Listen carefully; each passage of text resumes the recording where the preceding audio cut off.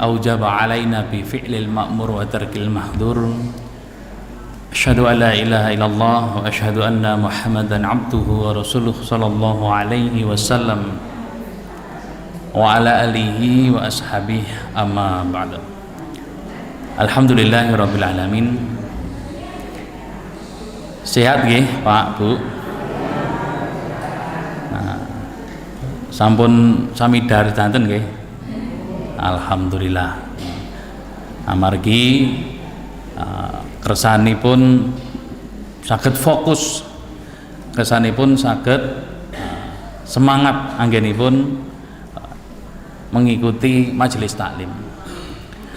Alhamdulillah Bapak Ibu sekalian, termasuk saya menjumpai kebaikan-kebaikan dalam majelis taklim ini tadi, bahwa sebelum dimulainya taklim diadakan tahsin atau diadakan membaca Al-Quran sebagaimana yang disabdakan Rasulullah Shallallahu Alaihi Wasallam, bahwa dan 3 ayat yang kita baca itu lebih baik daripada 3 ekor unta. Masya Allah. Terus menawi kita niki saben dinten saged maos minimal 3 ayat dari Al-Quran niku lebih baik daripada mendapatkan 3 ekor unta. Padahal unta sakniki yang paling murah niku kurang lebih antara 30-an juta. Maos 3 ayat berarti sudah 90-an juta. Lah niki wow 5 ayat. Nah niki dirutinkan. Alhamdulillah Bapak Ibu sekalian, pada kesempatan malam hari ini tentu jangan sampai berubah niatnya.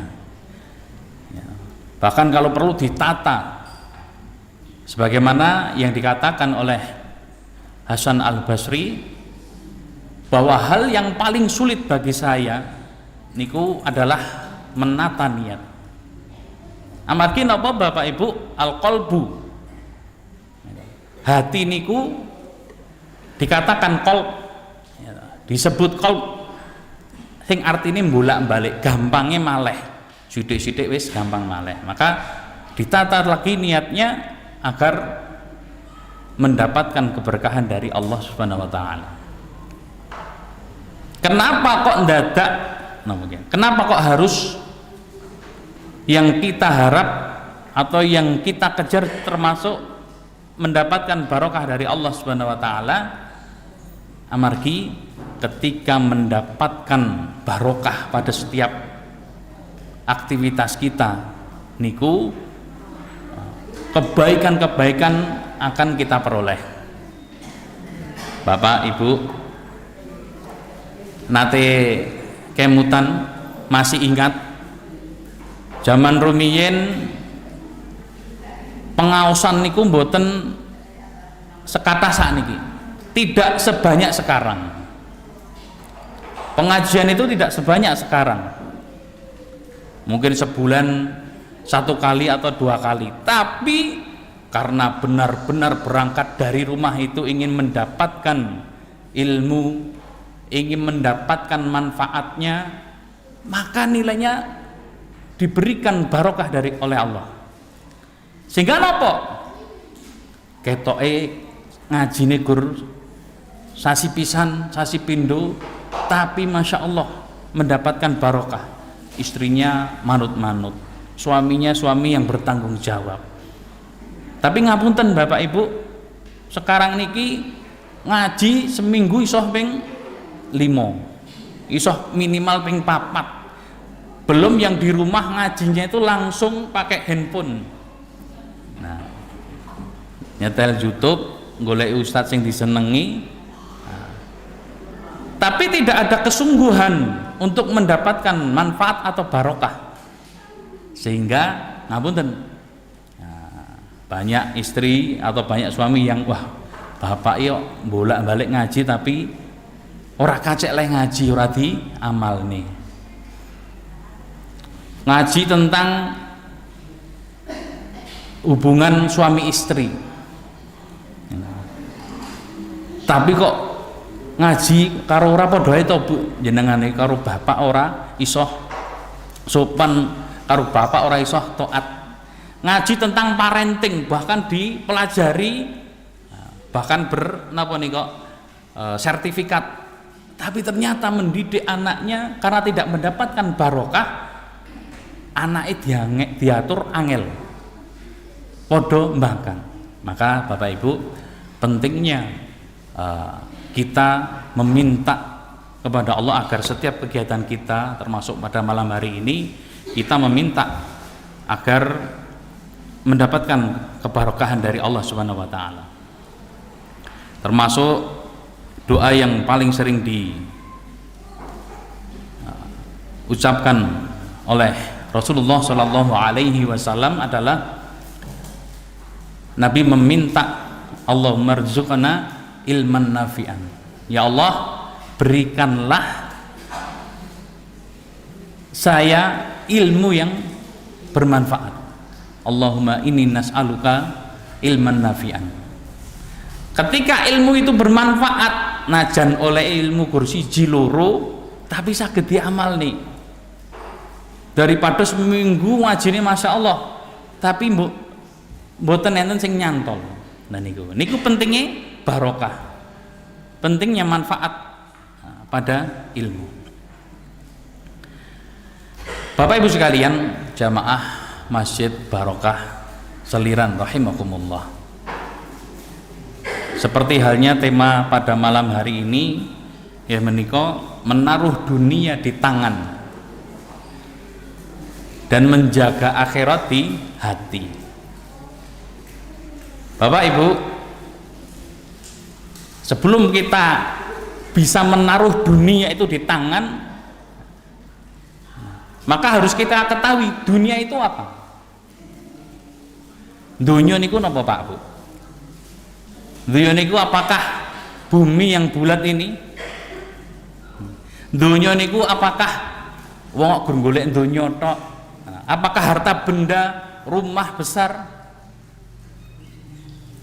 Nggih, napa niku? Mboten.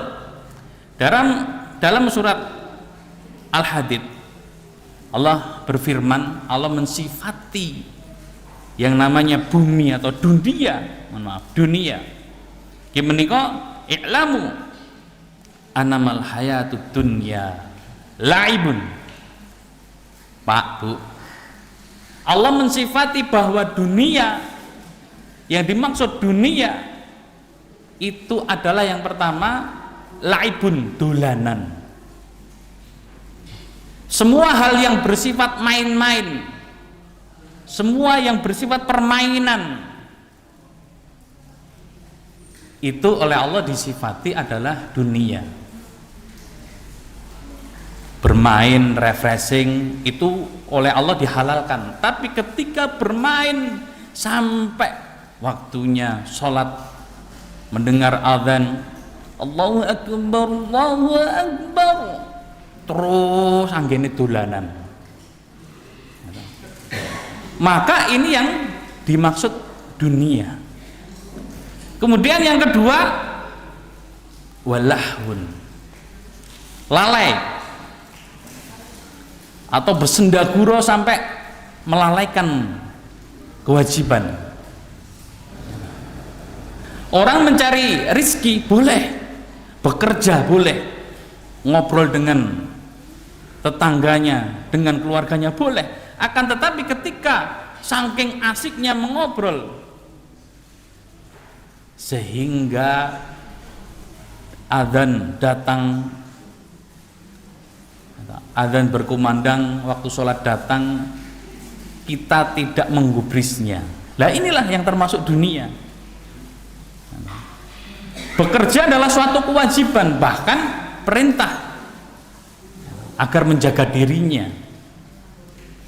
Bahkan dikatakan orang yang bekerja dia agar terjaga dari minta-minta, fisabilillah, termasuk fisabilillah. Orang yang bekerja untuk keluarganya, anak istrinya, untuk orang tuanya, itu fisabilillah. Tapi ketika orang bekerja tanpa kenal waktu sehingga melalaikan dari kewajiban-kewajiban, niki yang dimaksud termasuk dunia. Lalu Bapak Ibu, watafahur, bangga-banggaan. Tiang gadai jam tangan niku angsal, boleh. Tiang gadai mobil niku angsal. Tapi ketika orang membeli mobil, motifnya untuk bangga-banggaan. Beli mobil 5 miliar ngantian. Kados wingi sing kecelakaan daerah Telukan niku regine 8 miliar, Pak. 8 miliar lah kok iso sigar. Wah, niki. Ketika membeli harta atau membeli benda kok dinggo bangga-banggaan, dinggo sombong-sombongan, maka itu termasuk dunia. Tapi ketika kita membeli sesuatu, memang itu kebutuhan. Ya, memang itu kebutuhan. Saya membangun rumah besar, kamarnya 5. Nah, karena memang anak saya banyak, maka itu tidak mengapa. Saya membeli mobil seharga 2 miliar, yaitu bis, karena memang ini untuk kelancaran. Ketika ada kajian ke sana menggunakan bis, atau untuk pondok ketika anak pondok mau kemana menggunakan bis, maka ini tidak mengapa. Tapi ketika itu hanya untuk bangga-banggaan, itu hanya untuk pamer-pameran, maka ini yang dimaksud dunia. Nah, dimaksud dunia.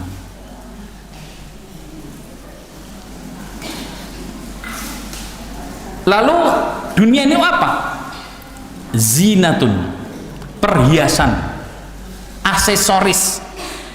Bapak Ibu, ketika kita dalam mensikapi dunia ini, memperjuangkan dunia ini hanya sebagai aksesoris, kebutuhan primernya ini bahkan terkalahkan dengan aksesorisnya, ini yang dimaksud dunia.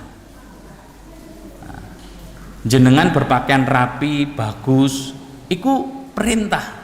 Akan tetapi ketika itu berlebihan, ampun nyuwun sewu, kiwa tengen gelange ting cerendel, dereng kalunge. Nah, durung napa jenenge niku jase sing merek larang, tase, nah tase niku sing Hermes, nah, sanes Hermes lho ya, Hermes regine niku miliaran, paling murah ratusan juta. Maka ini terlalu berlebihan, dia lebih mementingkan aksesorisnya daripada intinya, maka ini juga termasuk dunia ya. Termasuk dunia. Lalu watakathurun fil amwali wal aulad, berlomba-lomba terhadap harta, banyak-banyakan terhadap harta dan anak. Seseorang memiliki keyakinan, kenapa kok kerja harus sampai pagi sampai malam? Karena saya punya niat atau punya azam, saya sebulan harus sedekah 50 juta. Boleh, tidak apa-apa. Tapi ketika orang sampai bekerja atau mencari banyak-banyakan harta untuk kebanggaan, wah bapak ini Pak kayak sugih, napa kelurahan Seliran niki paling sugih bapak kayak. Gen dikenal, agar dikenal bahwa ini adalah orang terkaya. Ini orang yang paling asetnya di mana-mana. Ini justru tidak ada nilainya. Inilah yang disebut dunia.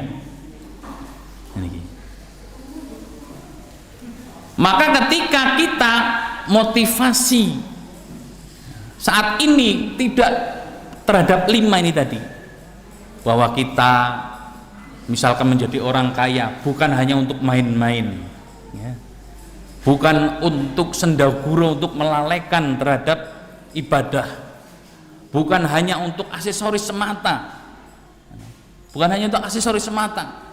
Tiang tumbas samurai dipajang teng pundi-pundi, barang-barang antik sing kliyane mboten pati migunani. Nggo pamer, wah bapak kae barangnya asete akeh. Kemudian tidak untuk bangga-banggaan dan tidak untuk banyak-banyakan. Maka ini kita sudah memegang dunia. Bapak Ibu jamaah Masjid Barokah Seliran rahimakumullah. Terus terhadap dunia ini orang dibagi menjadi 4 dalam menyikapi, dalam mengambil dunia. Tiang niku Bapak Ibu teng donya niki menyikapi dunia niku wonten petang macem. Yang pertama terhadap dunia niku Bapak Ibu adalah serakah. Wes ora peduli halal haram, ora peduli duwe sapa carane piye, pokoke aku kudu oleh.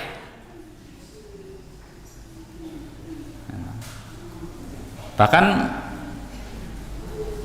Ali bin Abi Thalib mengatakan, ketika engkau menjadikan dunia itu sebagai Tuhanmu, maka aku menjadi abdud dunia. Seandainya kita menjadikan dunia ini sebagai majikan, menjadi majikan, maka kita menjadi abdud dunia. Terus tolak ukurnya kita jadi budak dunia niku napa? Kira-kira ki aku dadi budak dunia apa ora ya?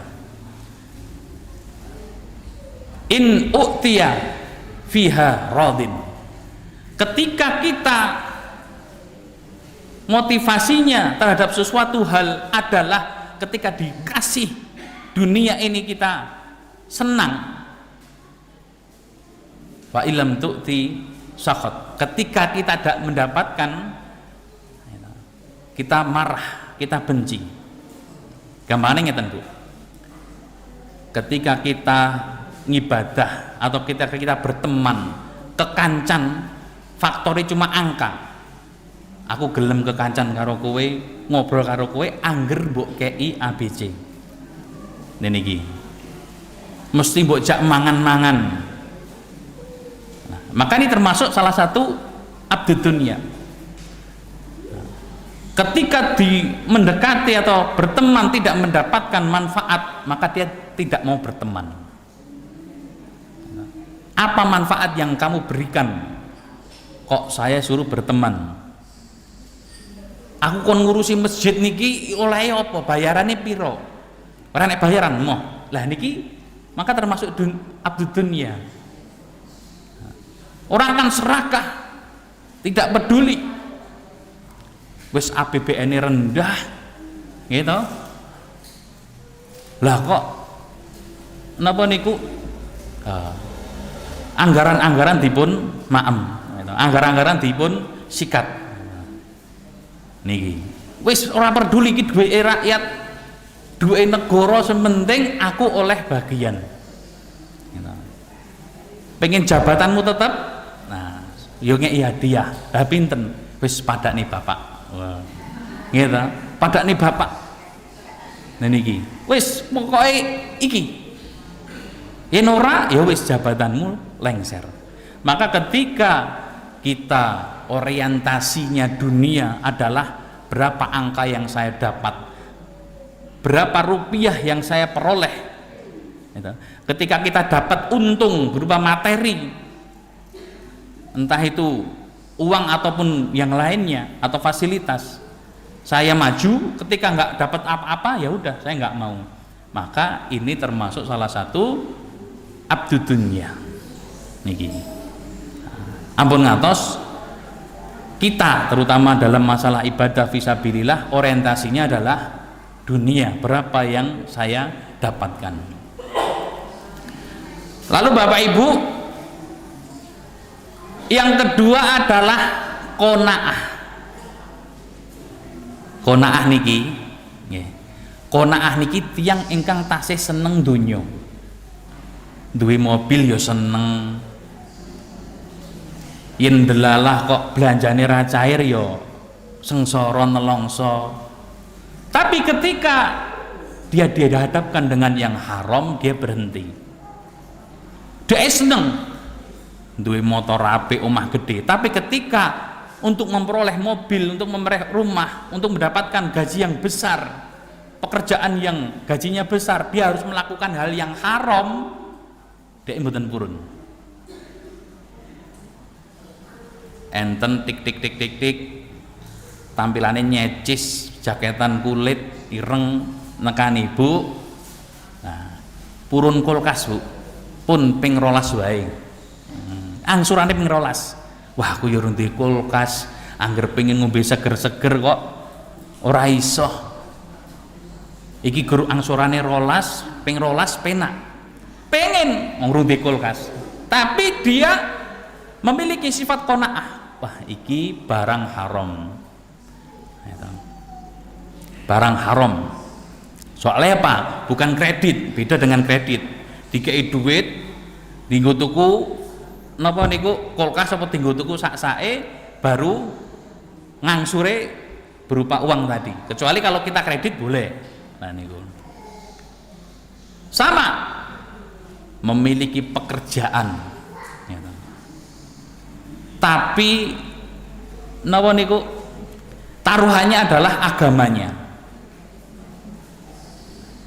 Mbak-mbak atau ibu-ibu boleh kerja di rumah sakit ini, syaratnya tapi lepas jilbab.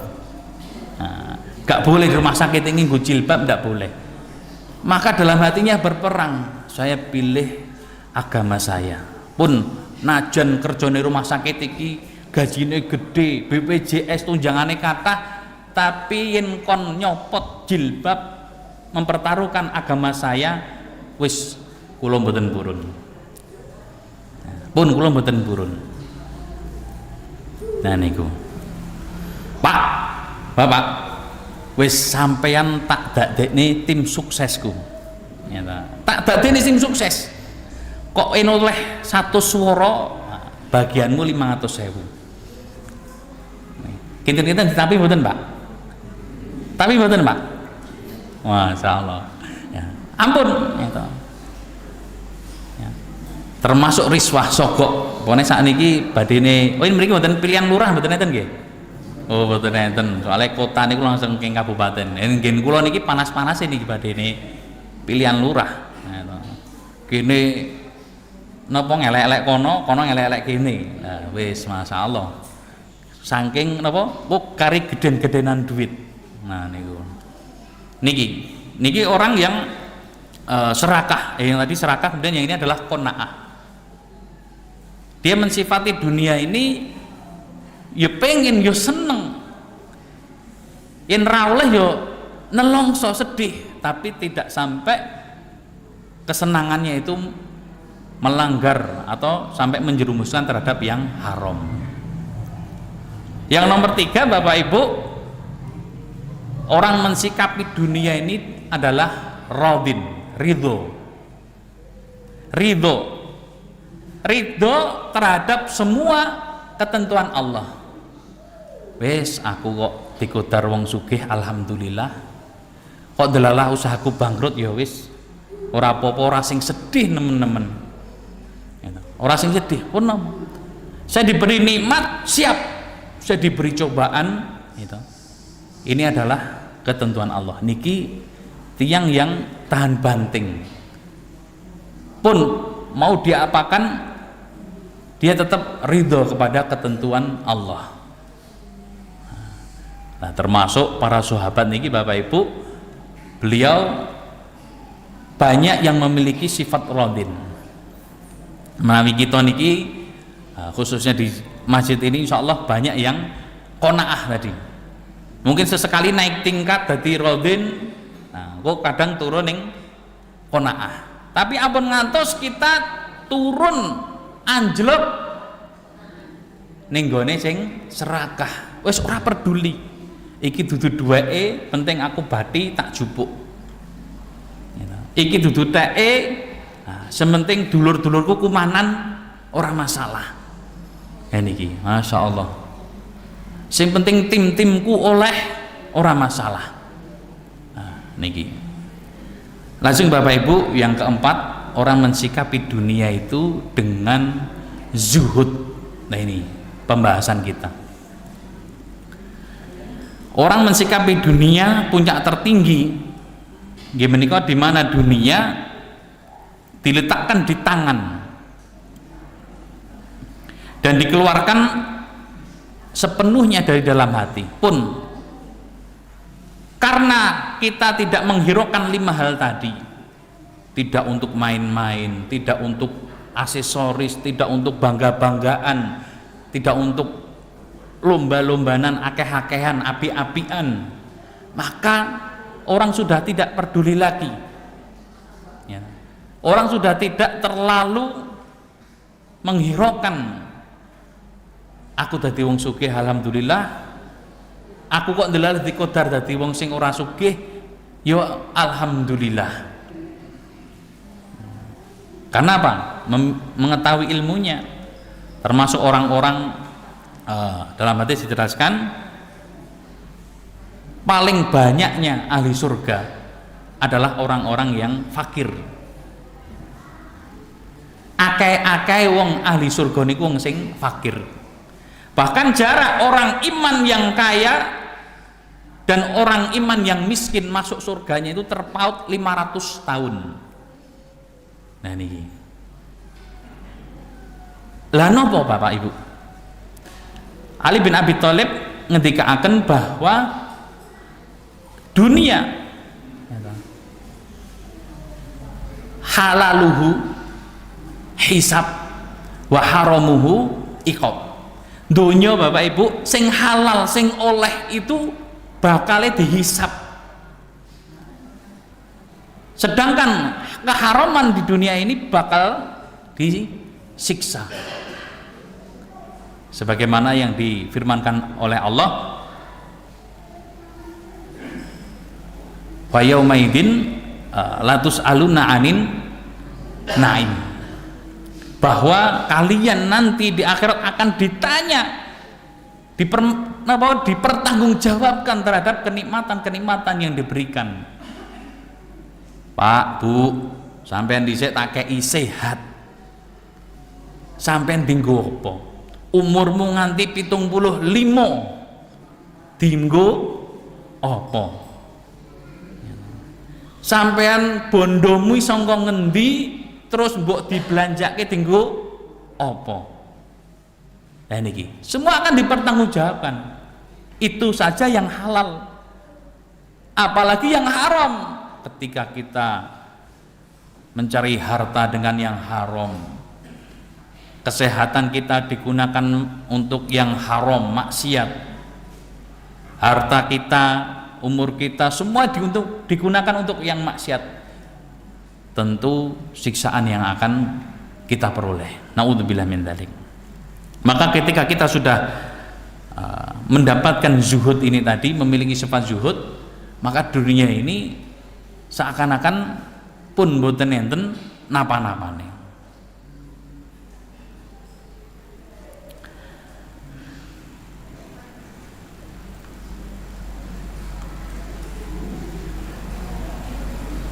Bapak Ibu sekalian, jamaah Masjid Barokah Seliran rahimakumullah. Nopo apa hukum zuhud niku? Orang memiliki atau diperintahkan untuk memiliki sifat zuhud. Izhad fid dunya yuhibbakallah.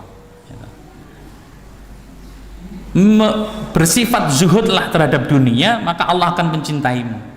Nah, terus hukumnya zuhud ini nopo? Yang pertama Bapak Ibu, zuhud niko yang pertama adalah fardu, wajib. Ketika terhadap perkara yang diharamkan oleh Allah, meninggalkan maksiat, ketidakadilan dan harta yang haram, maka niki hukumnya mutlak, wajib. Zuhud meninggalkan dunia ketika kita dihadapkan terhadap perkara yang haram, maksiat, maka niki hukumnya wajib. Yang kedua adalah salamah, ya. Salamah. Jadi zuhud terhadap perkara subhat, menyelamatkan, mensucikan diri kita agar agama kita, hati kita, amalan kita suci dari subhat-subhat yang bisa membawa terhadap keharaman. Lajeng yang ketiga adalah fadl, zuhud fadl, zuhud kemuliaan. Ketika orang melaksanakan zuhud karena ingin mendapatkan kemuliaan, tentu dia akan memperolehnya. Bapak Ibu sekalian,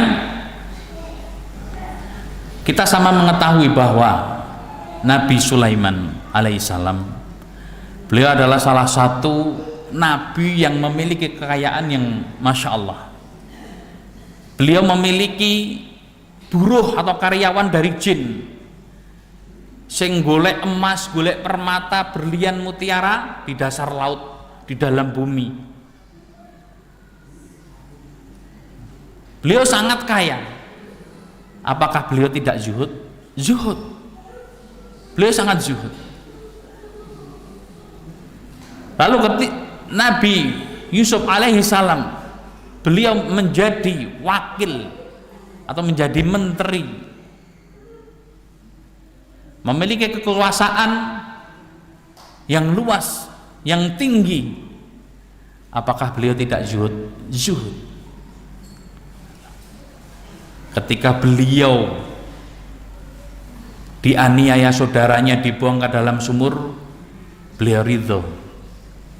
Ketika beliau dijual sebagai budak, tidak mempermasalahkan. Bahkan ketika beliau tidak salah di penjara kurang lebih 30 tahun, beliau ikhlas.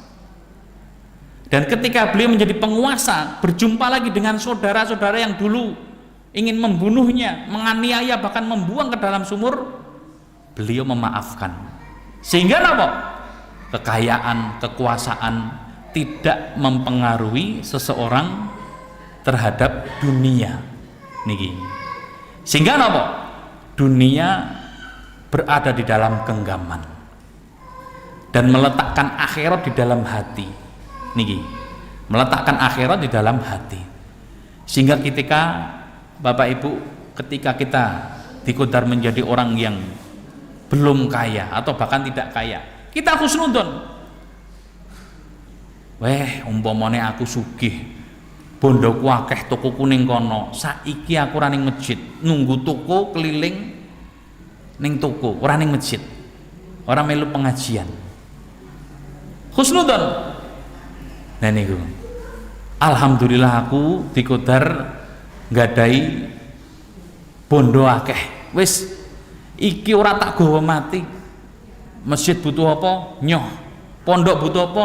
Nyoh. Takmir butuh apa? Nyoh. Nah, sehingga seperti itu. Ketika orang sudah meletakkan akhirat di dalam hati dan dunia hanya di dalam tangan, dalam genggaman tangan. Nah, ngantos sampeyan niki, Pak. Oh, nggih. Segede meleh termasuk zuhud fadl, ya, kemuliaan. Niku ada beberapa macam. Yang pertama, zuhud dalam tidur. Dados tiang tilem, ya, tiang sari. Niku wonten zuhudnya. Tidur niku hukumnya apa Pak Bu? Nah, boleh, mubah, boleh.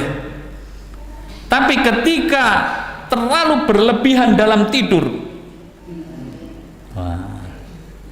melek wengi, bar sholat subuh, kebiaran. Nah, sholat subuh waktu duha, lanjut sarapan, turu meneh, Oh, Masya Allah. Tangi-tangi jam loro, sholat duhur, ngopi, delok, turu meneh. Maka ini dia tidak akan mendapatkan kemuliaan. Ini perlu ditinggalkan. Terus zuhud di dalam makanan dan minuman. Makan dan minum, masalah dunia ini baik. Kulu washrobu wala tusrifu. Makanlah dan minumlah. Ini perintah Allah. Akan tetapi wala tusrifu, jangan berlebihan. Pun sak enten-entene di maem. Adanya apa semua dimakan. Esok wis sarapan nganti wareg imbuh rong piring. Let sedelok enek gorengan nggih di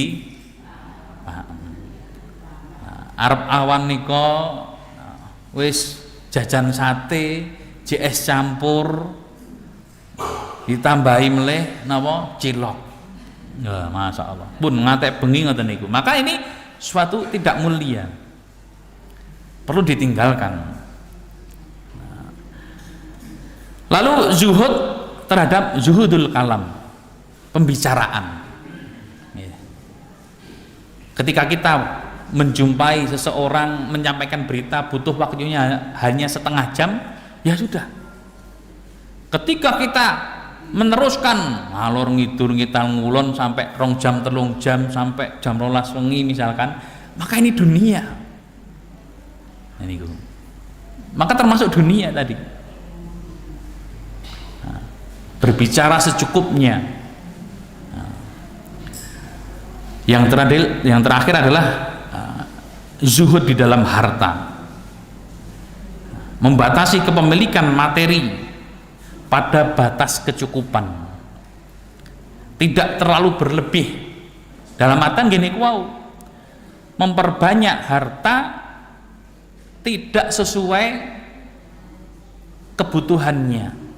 Ketika memang seseorang itu satu bulan kebutuhannya 100 juta, maka dia mencari 100 juta boleh. Karena untuk saudaranya, pamannya, anak yatim, pondok, masjid, kok ditotal-total sebulan 100 juta boleh. Tapi dia hanya kebutuhannya misalkan UMR Sukoharjo, dia ngoyo wis maghrib apa jam 5 mulai istirahat sejam, lanjut mulai ngantos jam 12, leren sithik jam 3 tangi ning pasar. Masya Allah, sing digoleki donya tok. Sampai lampu napa niku, lampu griya mati niku mboten napa dipateni, lampu griya dimatikan niku mboten menangi. Bakul ning daerah napa Pacitan, kulake ning Tawangmangu. Nah, nggadahi bakul ning dalam perjalanan niku. Ning pasar mangkat jam 10. Kulaan saakeh-akeh perjalanan mampir ning bakule. Nah, teko nggone, teko pasare dhewe, warunge dhewe. Nah, wis sadurunge subuh. Dodolan ngantos sore, balik melih jupuki ning nggone bakul-bakul, teko ngomah maghrib. Nah, lampune keadaan wis murup. Nah, keadaan murup. Engko meneh jam 10 budal kulaan meneh, terus bendina ngoten niku. Terus nikmatin donyane pripun, Pak? Mboten nikmat. Malah sing digoleki kuwi engko entek dienggo suntik. Kowe tok golek donya akeh tapi malah metune luweh akeh. Maka Bapak Ibu, pentingnya kita memiliki sifat zuhud. Minimal kita hanya paling rendah adalah qanaah tadi, sifat qanaah. Jangan sampai kita memiliki sifat serakah. Semua hal yang kita inginkan, entah itu halal haram caranya, kita harus mendapatkannya. Ini jangan sampai kita tahu saat ini kita butuh anak kita daftar sekolah. Nah, ini ada peluang tapi adalah haram, melanggar, riba. Ya sudah, kita jangan nekat. Karena hisabnya ini luar biasa. Termasuk saat ini Bapak Ibu, orang bermudah-mudahan dalam riba. Ono apa meleh sing gampang meleh apa? Pinjaman online. Wis niku gampil banget niku. Iklane bendino wae ditawani. Bahkan data dari pemerintah, dari OJK niku 2025 uang yang berputar untuk pinjaman online niku ngantos 103 triliun. Wah, masyaallah. Niku diputer dinggo pinjaman online. Padahal dosa riba terendah Bapak Ibu, dosa riba yang paling ringan seperti halnya seseorang berzina dengan ibu kandungnya. Naudzubillah min dzalik. Ketoke enteng, alah bu, wong nyilih sak yuta bali 1.100. Ketoke. Nah, tapi dosanya niku luar biasa. Alhamdulillah rabbil alamin. Insyaallah sedikit dari saya, semoga menjadikan manfaat dan barokah khususnya untuk saya pribadi dan untuk para jamaah sekalian, agar ilmu zuhud ini bisa kita amalkan dan bisa merasuk ke dalam hati kita dan menemani dalam kehidupan kita sehari-hari. Alhamdulillah jazakumullahu khair. Alhamdulillah jazakumullahu khaira. Akhiru qawli hadza. Assalamualaikum warahmatullahi wabarakatuh.